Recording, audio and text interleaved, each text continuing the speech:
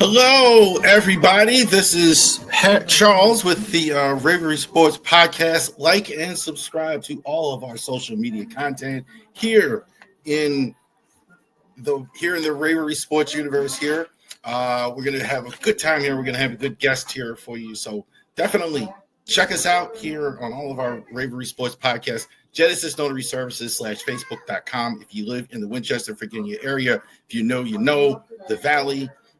RavoriSports.company.site. Definitely, this is where you get Ravens jerseys, hats, etc. on our website. Well, definitely, it's a great place to get all of our merchandise as well. Subscribe on the YouTube channel. We're on several platforms: Rumble, Spotify, etc. But definitely subscribe on the YouTube channel so you can get that squared away. And Raven fans, Oriole fans, we got a guest. We would treat him correctly, even though you see what's in the background there. That Steelers stuff there. Big Rich from the Driving to the Top podcast here.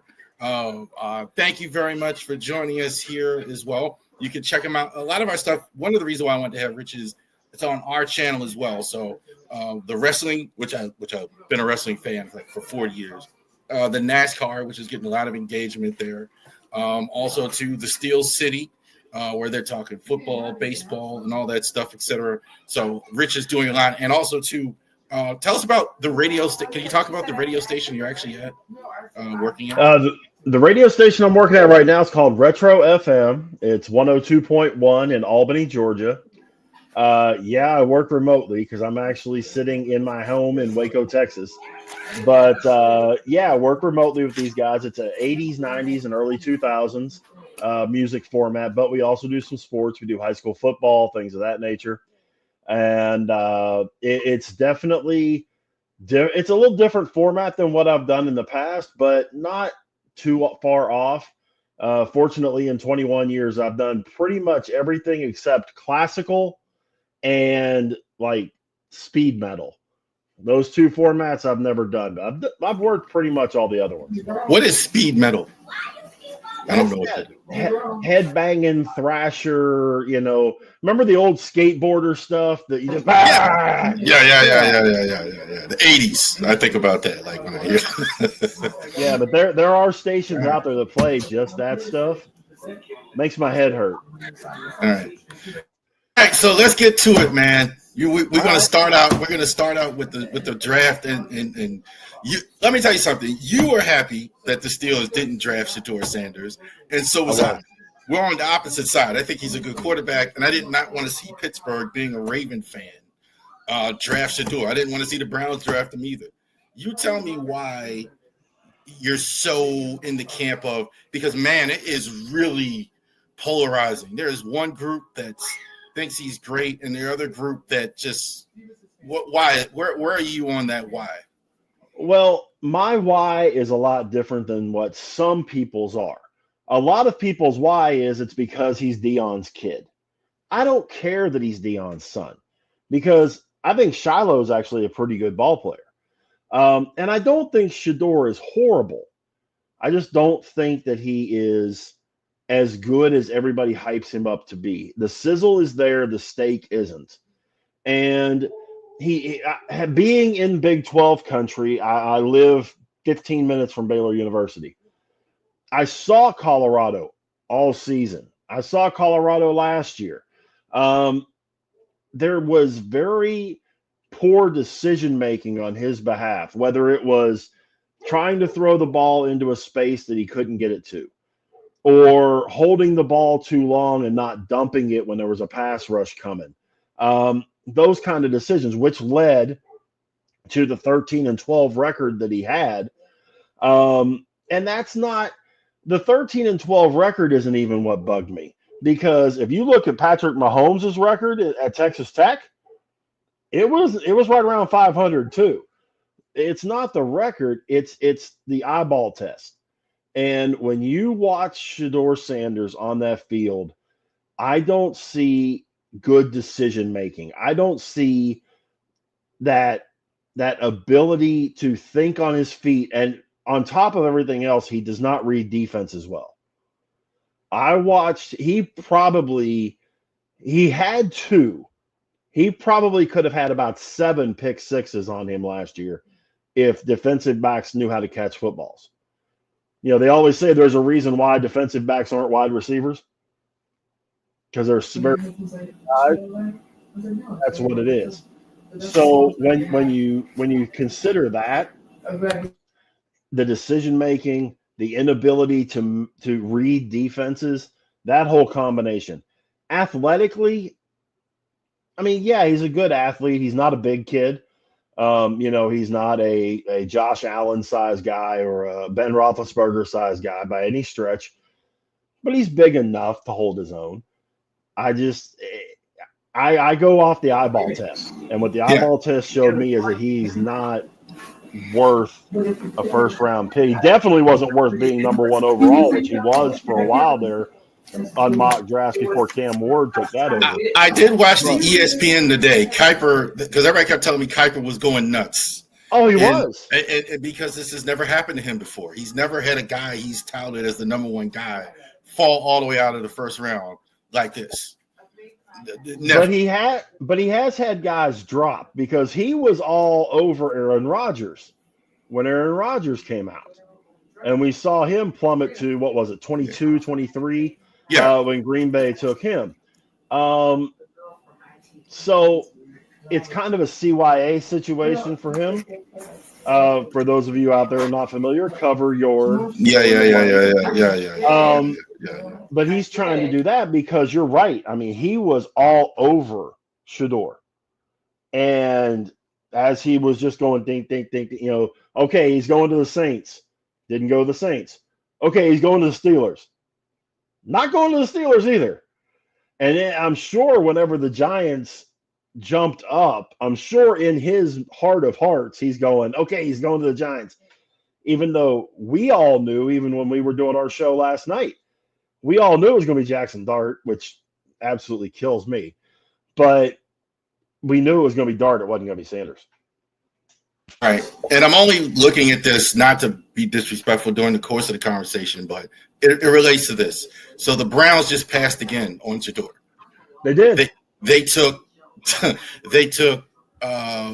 linebacker Schwarzenegger, which I think is really overdrafted, and Quinshon Jenkins. So they didn't take him again in the second round. So that's really telling.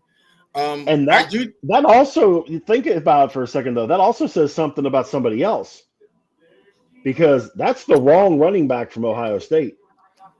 Oh, I think, the running backs, I think it was 50 cents of one and half and dozen of the other. I think if you want if you want the bruiser, then you take Jenkins. If you're a float your boat, if you want the guy, the acrobat, the guy like with the burst and everything, you would take Henderson. I think that was different. But I think that's a very that says a lot. That there's because they got no quarterback. None. They're starting a guy our age at quarterback, Joe Flacco. And they're going to do that. I do think people are wrong about. I do think you're wrong about Shedeur in the sense of, like, we just had the last 2 picks number 1 overall. Jury's still out on them. Bryce Young and Caleb Williams. We were lauding their same type of improvising type of ability. So maybe that's working against them because they haven't quite worked out. But they're the same type of quarterbacks, and the other quarterbacks in this draft have a lot of questions. There isn't a lot of good quarterbacks. There's some good backup quarterbacks like McCord. You like Will Howard. I like. I think Milroe. I think there's a question there, but there's not a hole to fill, and I think that's a tell. This is more than football. This is not just football criticism. Why you pass on a guy that was this successful in college, and then you just go in a different direction when you badly need a quarterback. The Browns badly. They're starting Kenny Pickett, man. They're competing Well, with Joe Flacco, and they passed. and I can understand your concept with that, but if you've listened to me talk about Caleb Williams on the show or on open mics or whatever, I feel the same way about Caleb Williams. I have said Caleb Williams from the jump is Ryan Leaf.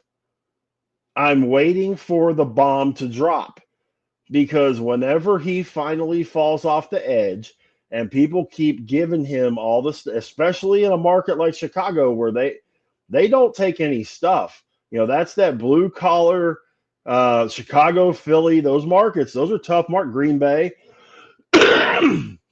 Whenever Caleb Williams gets to that point that he's taken too much criticism and rightfully deserved, he's going to pop. And when he pops, he's going to go full-blown Ryan Leaf, I firmly believe. And I don't think that Caleb Williams was the best quarterback in that draft last year. That's bad saying Ryan Leaf. That's bad. That's about as bad of a miss as in NFL history. That's really bad. And I think Caleb Williams is that way. I think that he didn't prove anything at USC to me that made me think he is a transcendent quarterback to be worthy of the number 1 overall pick, especially to a franchise like the Bears, who hasn't had a legit quarterback since Jim McMahon. And if you don't want to consider Jim McMahon as legit, you got to go back to Bobby Lane. I consider when our parents were born. Yes. McMahon was really good except for the injuries. I think that's the only reason why he didn't. Yeah, I think that's the only. Kind of like Terrell Davis would have had a lot more record, would have did a lot more had he been able to stay healthy. Oh yeah, Terrell Davis probably could have gone for the record if he stayed healthy. But when you look at now, Bryce Young, I think was a coaching situation. Bryce Young walked into an awful coaching situation. The coaching situation changed a little bit. They benched him last year for a little while, and what we saw the back half of last season from Bryce Young showed some glimmers of hope. I liked Bryce Young coming out, and I knew it was one of those, okay, Brown or CJ Stroud. It's like, okay, let's go to the ice cream shop, and you can have chocolate or vanilla. Either one's good. It's just a matter of which one fits you better. And I think that we're going to see a real good year out of Bryce Young, especially after the Carolina Panthers made that first-round pick getting T. McMillan, giving them another wide receiver to go with Xavier Legette coming into this season. Of course, Chuba Hubbard at running back. So I think that we're going to see a lot better Bryce Young this year. I don't know that Caleb Williams gets better. If the Bears go 6-11 this year or 7-10, then what? So I think we got similar situations with those two guys. I think he gets traded to the Steelers. Will you? No, I don't. Hey. No, I don't think that. But that kind of brings me to the next point. What are the Steelers doing at quarterback? You don't like Shador. You're not getting Jackson Dart. You're starting Mason Rudolph at quarterback. No, that ain't gonna work, buddy. We're not. I know Adam likes him. Well, who starts then? I'll tell you what. If you don't get Aaron, I don't want Rodgers. I really don't. I still, in my heart of hearts, would love to see the Steelers figure out a deal to bring Kirk Cousins in from Atlanta. In a similar type deal to what happened with Denver, where Atlanta eats most of that salary because they overpaid him royally. Eat most of that salary, send him to Pittsburgh, and in the 3rd or 4th round, draft a Will Howard or a Dylan Gabriel or somebody like that who Cousins can work with for a year or so, get him ready, and then hand it off to him. Cousins is not a bad quarterback. He's crummy on prime time games, but he's not a bad quarterback in the grand scheme of things, and he's definitely a guy that I think could be a benefit to a young quarterback. Look at what he did help. I mean, Michael Penix, I'm sure, was learning off of Kirk Cousins the whole time he was there last year, and then finally Penix took over as the starter. Kirk Cousins is not an upgrade over Russell. He's not. Aaron over Russell Wilson? Yeah, he's not an upgrade over Russell Wilson. He's about Aaron Rodgers is by a little bit. I think on Pittsburgh he'll be better because he's at better coaching, better personnel, etc. Franchise overall better, defense is much better. I think he'd be better.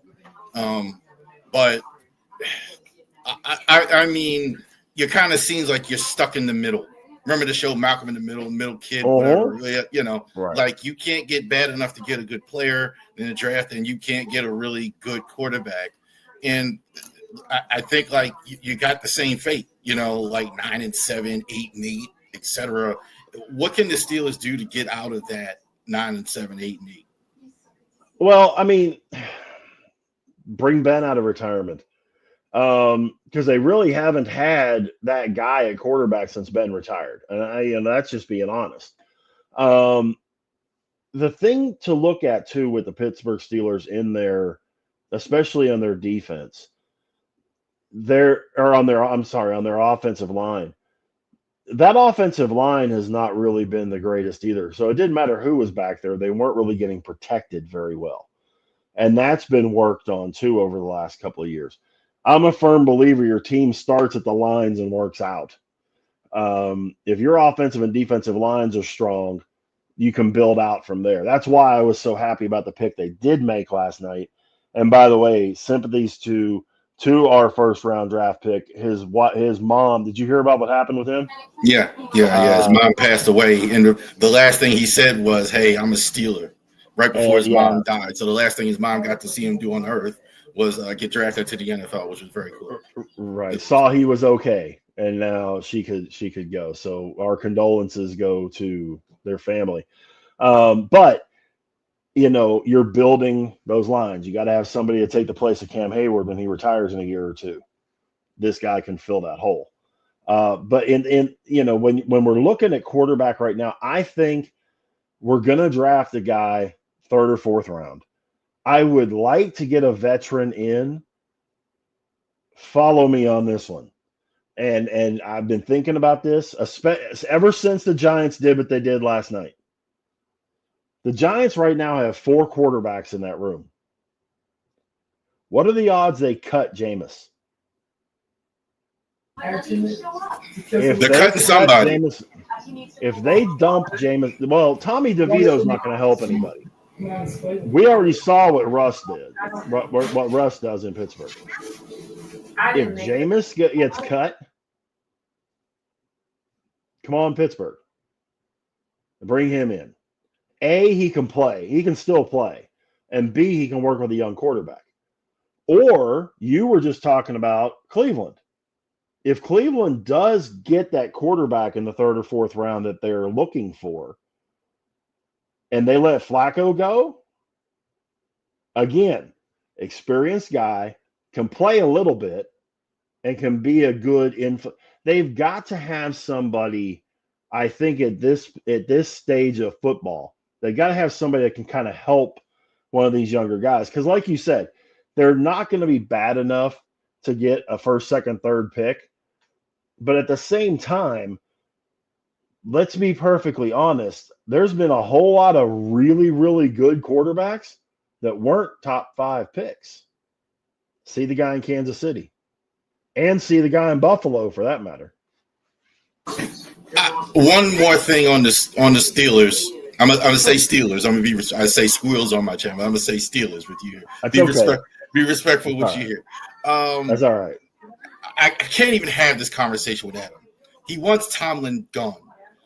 The temperature of Tomlin with the Steeler fans, I think more in the offseason now, he's kind of weathered it. I do think I think he's overstating it, but I think he's right.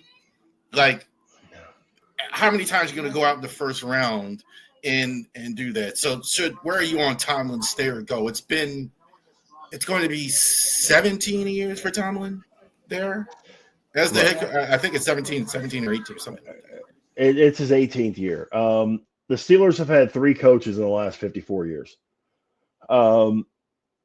Here's what I tell Adam on our show whenever we have this discussion, and it happens about once a month that this topic will come up.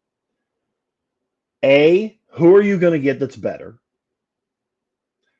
B, you've had a winning record 18 years, 17 years in a row.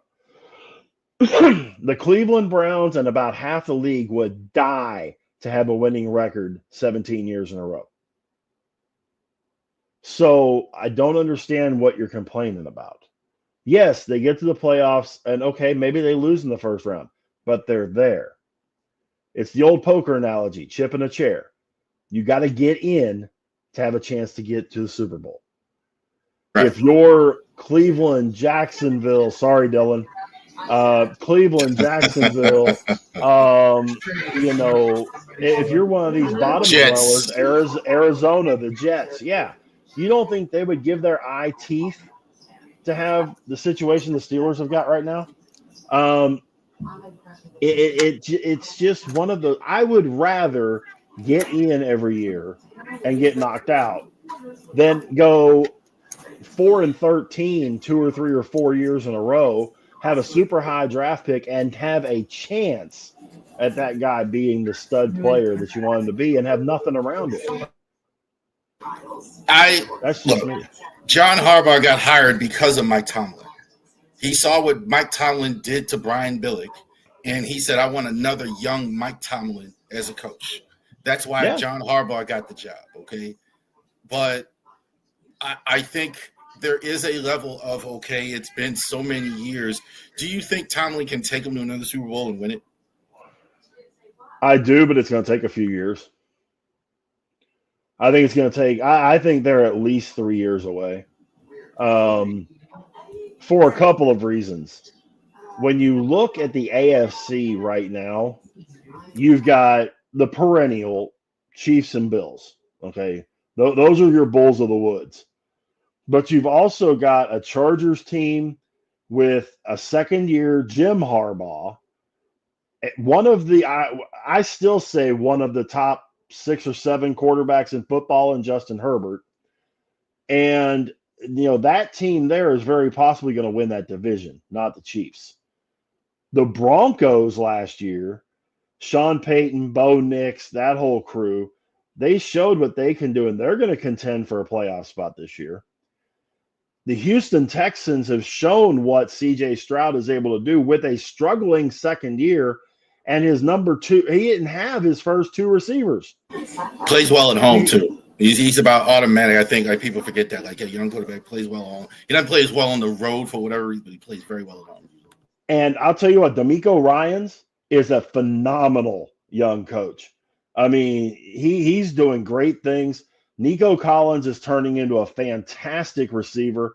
Tank Dell is a phenomenal number 2. They're going to be really good. You've got all these AFC teams, that Cincinnati with Joe Burrow and T. Higgins and Jamar Chase. If they ever learn to play defense, it's over.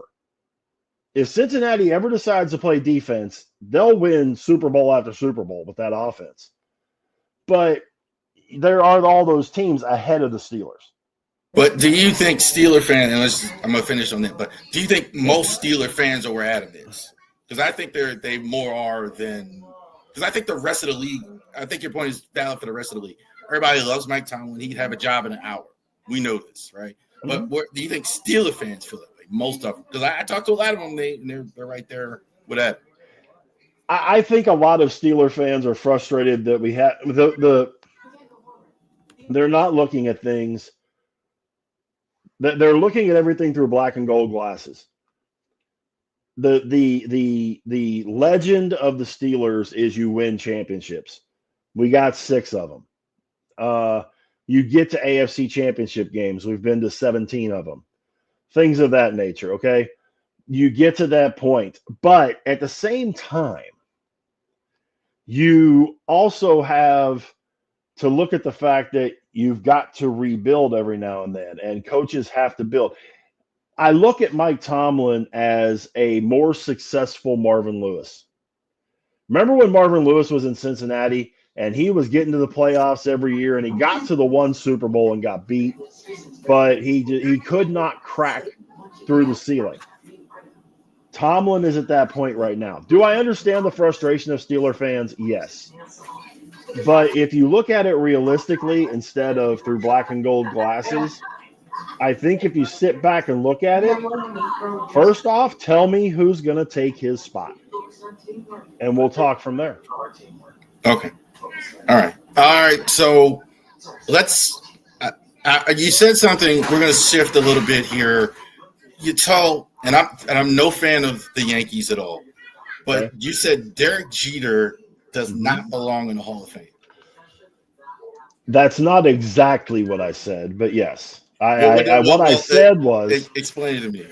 What I said was that if Derek Jeter did not wear Yankee pinstripes, outside of the fact that he would not be in the Hall of Fame if he did not wear Yankee pinstripes. And the reason I say that is he never, and you got to follow with this, okay? He finished in the top 3 for MVP 3 times in his career. Okay.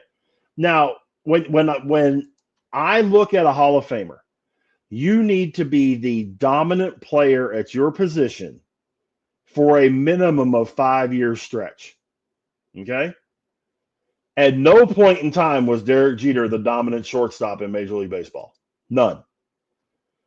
He won Rookie of the Year in 96. Congratulations. And yes, he made a ton of all-star teams. Does not make a lick of difference because we all know the starters in Major League Baseball all-star games are rigged. It's all rigged to either the big cities, fan vote, or whatever. Exactly. Popularity contest. Yeah.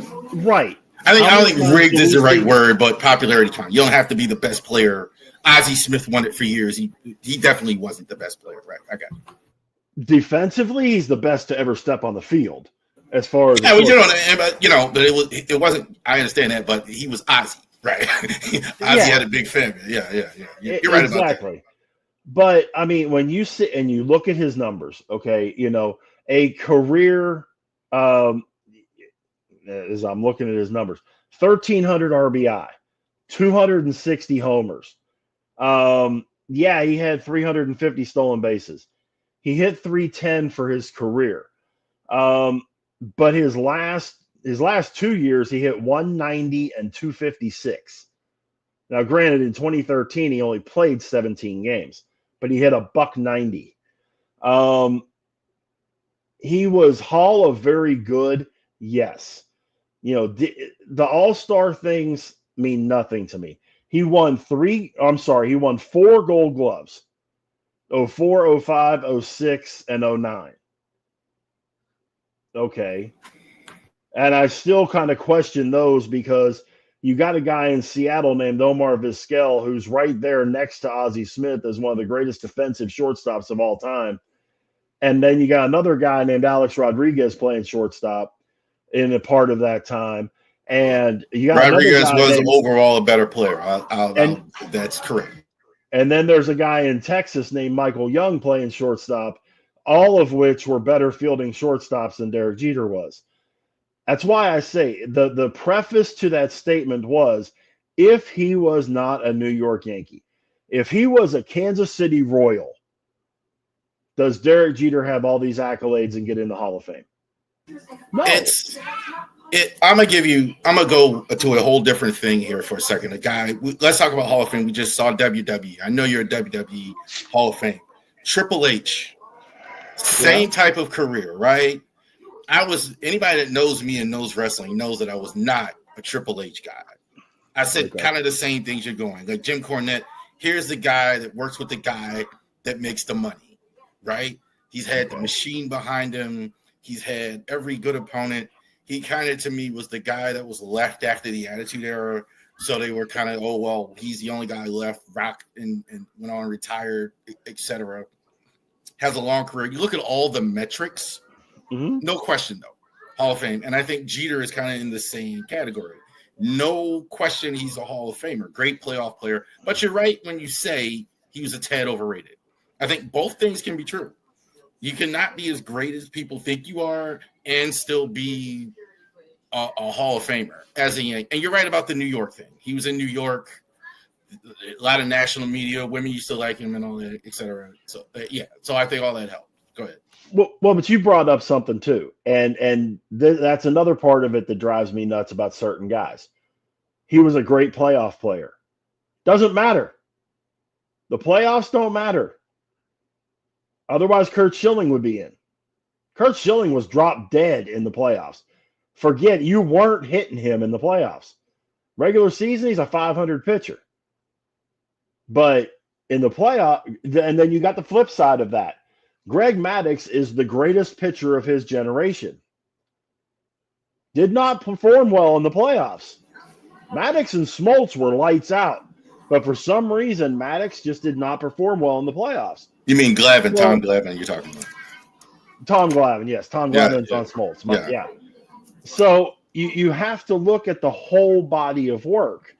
And when you put the whole body of work together, regular season, 162 games, playoffs, 20 or 30 games.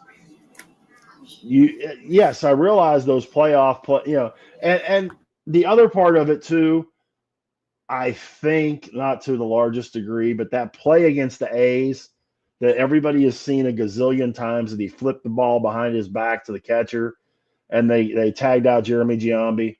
I think it was more of a Posada play than a Jeter play, but be that as it is.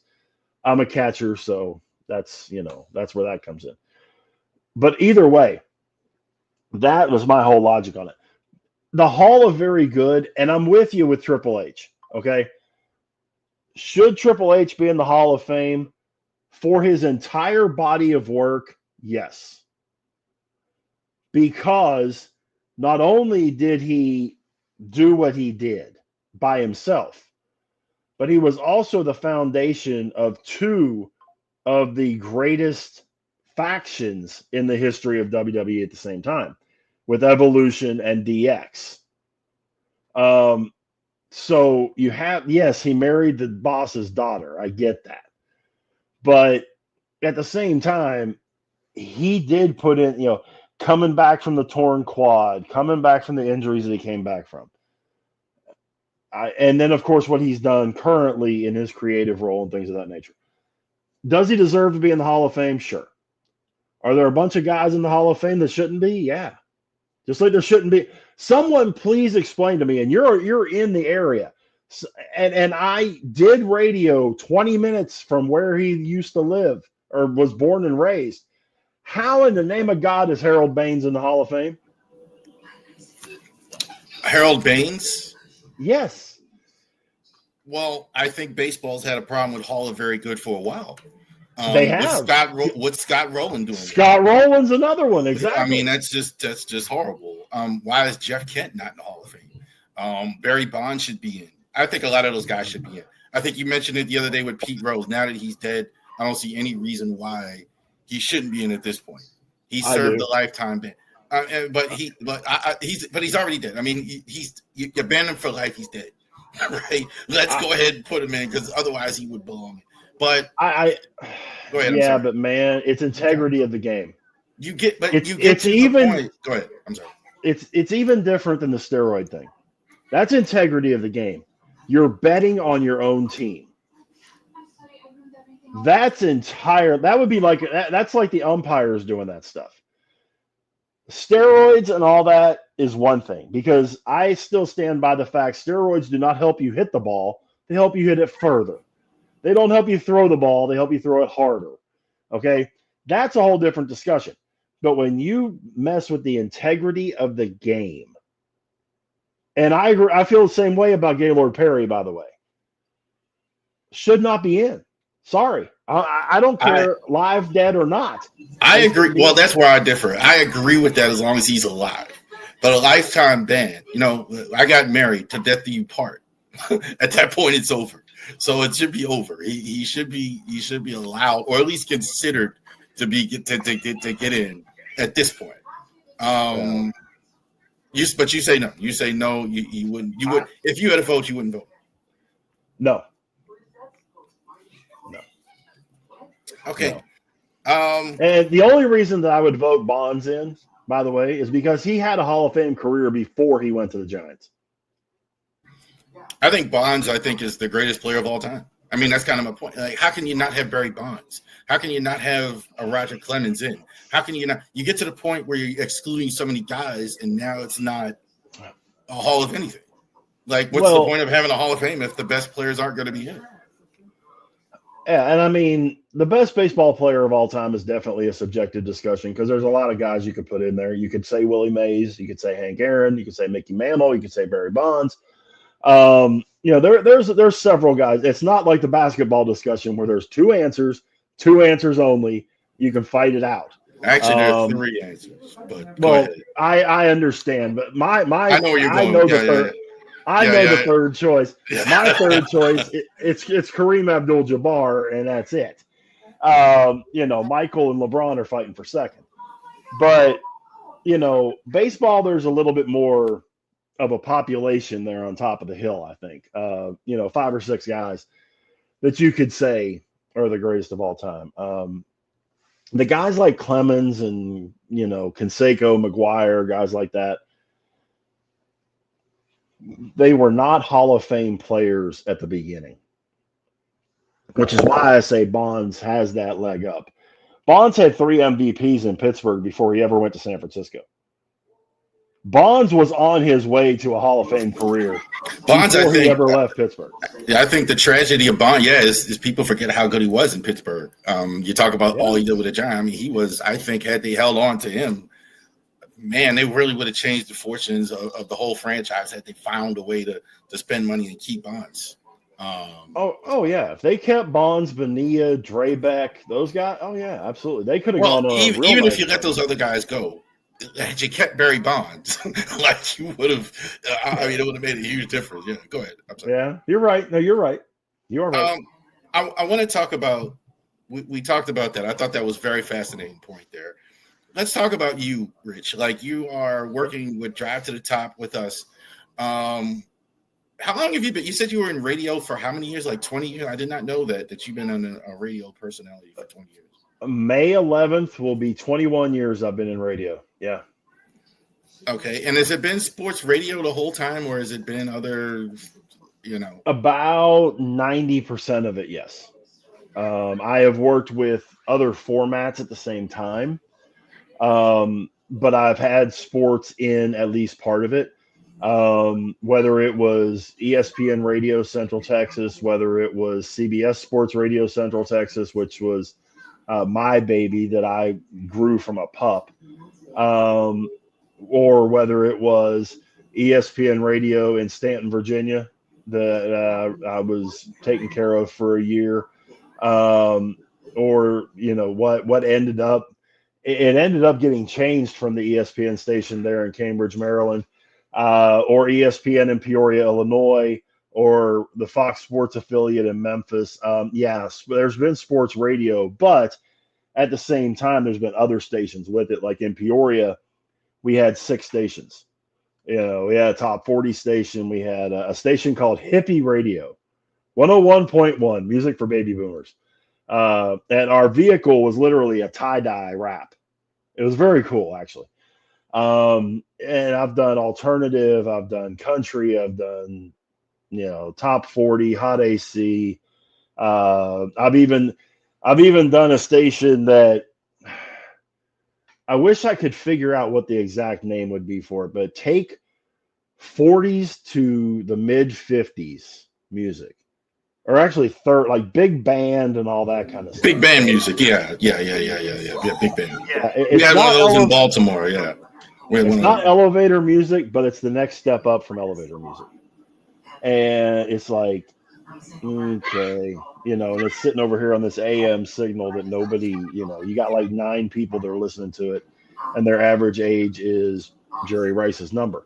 We had one in Baltimore because the only other thing they had was a sports radio show that I was. So that's how that's the reason I even knew what it was. I'm sorry. But no. It's I've been very fortunate to do everything from sweeping the floor, literally, from sweeping the floors and doing all that kind of stuff to running the whole show. I took care of running a hip hop and R&B station. I've taken care of a sports station. I've taken care of running actually a couple of sports stations. I've taken care of running um, a hot AC format, one of those listen at work kind of deals.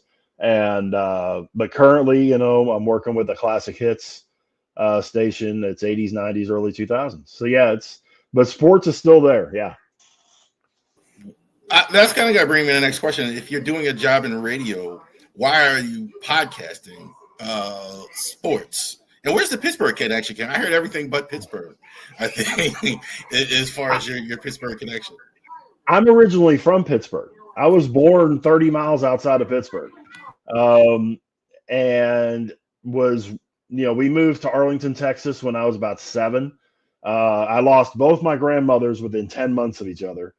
And my dad had been everywhere because he was a frogman in the Navy. My mom had been nowhere. Her dad died when she was 11. Her mom had been sick, so she didn't really go anywhere. So we had cousins that lived in Arlington, Texas, and they invited us down for Christmas that year because they knew all the stuff we had been going through and all that. I'm like 7 at the time, 6 or 7.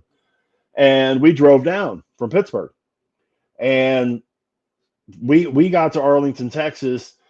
I-20 was a 4-lane road. You know, for those people that don't understand, I-20 is now an 8-lane road, or no, a 10-lane road. I-20 was 4 lanes at that point, that kind of stuff. So we came down, loved it. My mom was a school teacher. My dad was a mechanic and a minister. So those jobs traveled very well. We talked about it, and at the end of the school year, my mom had gotten a teaching job in Arlington. My dad got a job working for a Ford dealership, and there we went. And we spent pretty much, I spent, with the exception of about 4 years, I spent the next 45 years in Texas. 40 years in Texas, because we ended up going back up there to take care of my grandfather for a couple of years. I came back after I graduated high school. We went back up, and for a little bit, I came back. And when I came back, I never went back to stay. My parents stayed there for a while, and then, of course, my radio ventures taking me wherever they've taken me. But yeah, that's where my Pittsburgh roots lies. My family. Being from Pittsburgh and being born in Pittsburgh and having those black and gold roots. Where are we at with media in terms of all these things right now? I find it very difficult to speak with radio guys. They have a whole different mentality as compared to podcasters and other forms of media. Kind of even worse, I think, newspaper guys, like in terms of just communicating and reaching out to them in all cases. Where do you think we're going in the media space right now? Well, the newspaper itself, the hard copy newspaper, is dying a very quick death. The number of subscriptions to hard copy papers has dropped 75% in the last 25 years. Everybody's going to the digital. The newspapers are still there. It's just that they're on their websites. So, the hard copy newspaper, same thing with a lot of magazines. Remember, you used to go even to the grocery store and you'd see half of an aisle full of magazines with everything from sports to gardening to puzzles to entertainment magazines or whatever. I used to get my Sports Illustrated. Right. Absolutely. Yeah. You had Sports Illustrated, Sporting News, all that good stuff. And then you had 8 or 9 wrestling magazines, and you had all the Motor Trend and PWI. Yeah. So, that stuff, you can find it all online now. From the actual media end of things, I think local television, it's never going to go away, but it's kind of been put on the back burner. If you've noticed, network television shows and by network, I'm going CBS, ABC, NBC, Fox. Right. You're not seeing as many new shows as you used to. You're seeing a lot of spin-offs of previously successful things. I think a lot of that is twofold. A, you've got so many shows now on Paramount and Max and Netflix and Apple Plus and all these other ones that are floating around. But there's just not very many good new shows. So you've got a number of different incarnations of NCIS or a bunch of different incarnations of CSI or Law and Order, or because those have been successful. Chicago Fire is on in my house like every day. Like they just never get enough of that Chicago Fire, Chicago PD, and all of that other fun stuff. Right. You know, a Law and Order. How many times can they play Law and Order, man? I mean, come on. But man, it draws some of the highest ratings out there. You know, you can hear him yelling at me. You can hear him yelling at me talking about Law and Order. See, you see who's watching the Law and Order all the time. I'm a Law and Order guy. I love Law and Order. I was not a big fan of Criminal Intent, but SVU and the original, I'm all in. NCIS, you know, CSI, you know, all these the FBI series that they came out with. All these different shows, they're doing well. But when you sit back and look, okay, you know, at comedies, it used to be that the networks were cranking out all these, you know, Seinfeld, Night Court, Friends, you know, all these different the Roseanne, you know, all these other shows that were coming in and out, and you know, just bombarding with new and creative stuff every year, and 10 or 12 different new shows. They're not doing that because the creators are going to Max and Paramount and Netflix and all, because they don't have all those stringent network parameters. The networks have loosened up a little bit, mainly in the language area of things, but something that you see put on Netflix or one of those realistically is a whole lot more adult oriented, I guess is the right word, than what you would find on ABC or CBS. When it comes to radio has become so fragmented right now. And I fight this every day. I really do, because what I do with the station right now is I handle all the advertising, the promotions, all that kind of stuff for the station. And I run into people every day. Nobody's listening to radio, which is the last thing that's nothing further from the truth. 93% of people still listen to radio every day, whether it's in your car, at the office, whatever. Okay. Do people still listen to Pandora? Sure. Do people still have their own little library of music that they listen to? Yes. Do people listen to podcasts a lot? Sure. I'm as guilty as anybody else. I've got 4 or 5 podcasts that I listen to every single week. Write it down, hands down, no questions asked. I got to have my book in the territory. Shout out to Mike Mills. I got to have my Cornette. I got to have my Bob Roop. You wrestling fans will know who those last 2 guys are. Cornette. You know, Bob Roop was an old school wrestler. I know him. Yeah, I know. You know, back in the 80s, he was an Olympian, in fact. Yeah. But I have those too. It's becoming a case where there's so many different avenues. It's not like it was when you and I were in school, where, you know, we had the newspaper that had the daily box scores in it, and that was where we got our sports information. Instead of getting it up to the second, you know, somebody hits a home run, I know about it right now. It could be anybody hitting it. I can find out about it right now. Hey, man, I used to pay for the 1-900 numbers for the sports, right? Hey, after the game is over, spend $3. Oh, wow, $3. Nowadays, I mean, you couldn't even, that's even crazy to even say.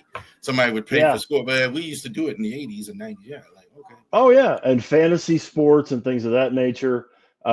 Sirius XM has had a major impact on this, you know, with the specificity of what they do, because you have an entire channel, nothing but 80s, entire channel, nothing but, you know, classic rock. You have an entire channel of nothing but fantasy football. Nothing but Backstreet Boys on one channel. Right. And then you also have some TV networks that are on Sirius XM that simulcast on Sirius, like Fox News. You simulcast Fox News on Sirius XM. CNN, HLN, which is really weird. My wife listens to that all the time. She listens to Forensic Files. I'm going to repeat that for you. She listens to Forensic Files. Women seem to like that. I don't get it either. I believe it. I don't know. Like they like people. Somebody like getting stabbed up or somebody beating up somebody's husband or something. They like that type of stuff. Yeah, well, it's funny. We'll be laying here at night, and I'll flip over, and it's okay. She can name this episode in 3 seconds because she's heard them so many times on HLN. She knows them. But she wouldn't have access to those episodes all the time if it wasn't for that particular avenue. I say that to say simulcasting is another avenue that we get into. So breaking into media, podcasting has become a branch of the media.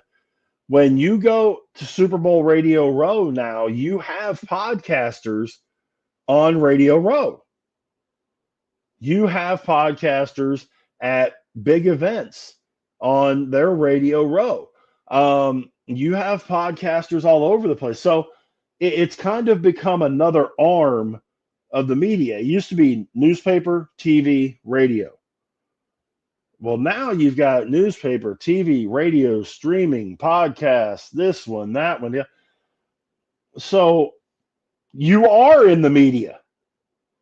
A lot of people don't realize it, but people that do podcasts that are geared to be quality and geared to be informational and geared to get something across, and not just for you to spout your opinion about something and have no basis behind anything, and not, it's just for you to be able to spout yourself. I'm not talking about those. I'm talking about the ones like you do, like what we do at Driving to the Top, like what the Jim Cornettes and the Theo Vaughns and the Joe Rogans and the guys like that do. Those are an arm of the media. All right. One more thing. Scale of 1 to 10. How hard is it to really make money in media? Which aspect of it? So, and I have to ask you that. You're talking about, okay. I'll split it in two. Old media, give me a number. New media, give me a number. Well, TV, radio, podcasting in one bucket. TV, radio, newspapers, one bucket. Podcasting in the other. The easiest way to make radio and media, or make money in media, and I never wanted to admit this, and Bill LeGrand, if you listen to this and you hear me say this, I will deny I said it. That's my first boss ever in this business. It's sales.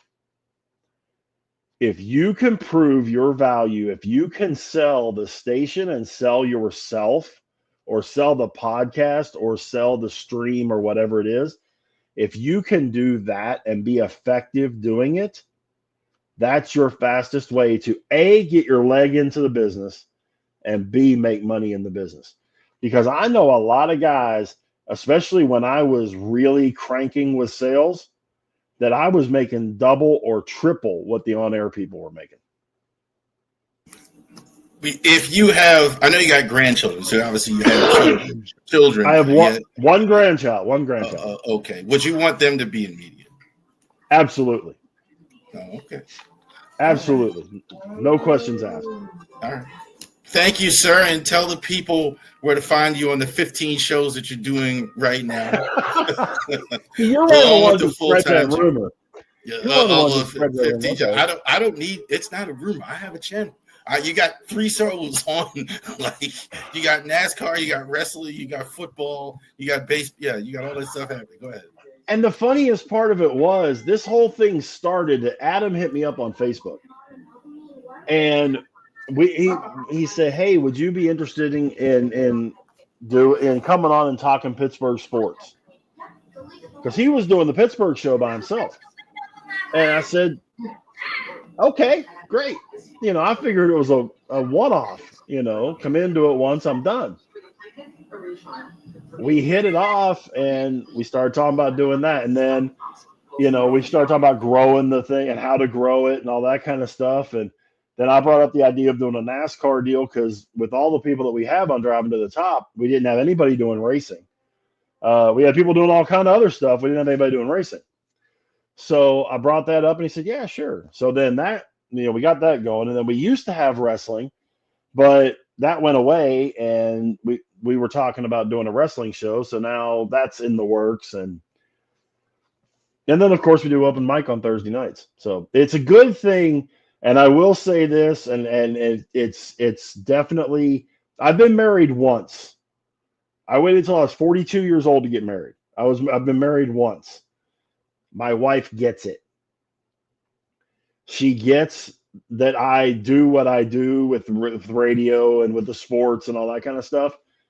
That's the only way. That matters a lot. I'm glad you brought that up. Yeah. Mrs. Ravori understands, begrudgingly sometimes, but she understands who I am. Yeah, exactly. Mary and I just had our 10th anniversary at the end of last month, and I promise you, I mean, she's been my engineer. She's been my promotions person. She's helped me set up remotes at radio, different events and that kind of stuff. She's been a part of a lot of this stuff too. But without having her and my kids doing what they've done to help me be able to do this stuff, you can't do it on your own, man. You know this. You were just saying your wife is your biggest support. You can't do this on your own, man. All right. Thank you, sir. Thank you, Big Rich, for joining us here as well. Real quick, as of this recording, still no Shedeur Sanders in the draft. Tyler Shaw got drafted by the Saints above him. Unbelievable. The third irrelevant quarterback to come out of Louisville. Huh. No, seriously. You guys, Lamar is his own. Everybody tries to compare Lamar. Lamar is his own animal. Lamar is his own animal. He's one of one. He really is. I mean, he has all these little pieces of all these other quarterbacks, and they melded it into one, and that's how they made Lamar Jackson. Eventually, his team will get it together and get him to a Super Bowl. Eventually, but I mean, to say that Lamar is not just an absolute stud, I'd be an absolute idiot to say that. At the same time, I'm still not going to pull for the Ravens in any way, shape, or form, except when you play that dirty, nasty rating. It's not a logo; it's a rating. That star is 1 star. It's not a logo; it's a rating. Remember that. All right. So, thank you. You said so many smart things, and we're wrong about the Steelers at the end. So we appreciate you. Thank you, sir. Thank you, Raven fan. Thank you for joining us here on Driving to the Top. We had Rich here as well. Thank you for joining us here. Enjoy the day. Happy draft for those of you that are watching, that are still watching the draft. So thank you. Thanks a lot.